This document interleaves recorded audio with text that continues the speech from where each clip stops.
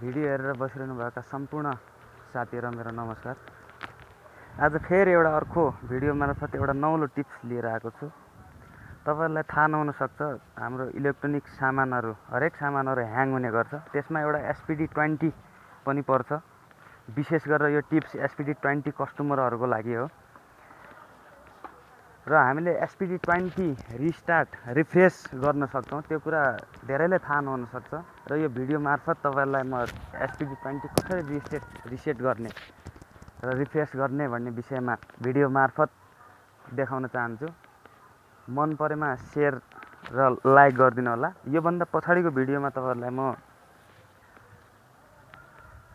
SPD20 को ब्याकअपहरु कसरी मोबाइलमा सेभ गर्ने र मोबाइलबाट कसरी प्याडमा रिस्टोर गर्ने भन्ने विषयमा अर्को भिडियो लिएर आउने छु। सब्स्क्राइब र शेयर गरिदिनु होला। तपाईको SPD20 रिफ्रेश रिस्टार्ट गर्नलाई पहिला एडिट र अल इन्टर बटन च्याप्ने, स्विच अफ गरेर अफ गरेर एडिट अल इन्टर बटन अनि अन गर्ने। यहाँ देखा इन्टर भन्ने देखाइरहेको छ। फेरि इन्टर अल इन्टर हान्ने, एकचोटी अल इन्टर हान्ने, रिफ्रेश हुँदैछ।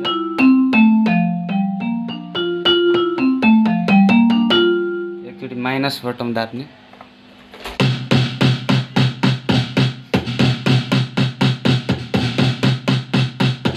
रिफ्रेश गर्ने।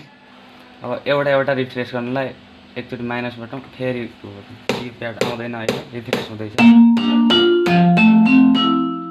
फेरि एकचोटी प्लस बटन दाब्ने, अब अर्को प्याड आउँदैन, यो आउँदैन, यो रिफ्रेश हुँदैछ। अब तेस्रो नम्बरमा यो रिफ्रेश हुन्छ। चौथो नम्बरमा, पाँचौं नम्बरमा, छैटौं नम्बरमा यो आउँदैन।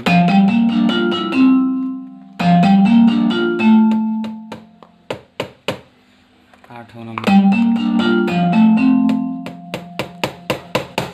अब एकचोटी अफ गर्ने, फेरि त्यही गर्ने, edit button plus alt enter, on गर्ने, edit button plus alt enter, on गर्ने, अल इन्टर हान्ने, फेरि अर्कोचोटि अल इन्टर हान्ने, रिफ्रेश।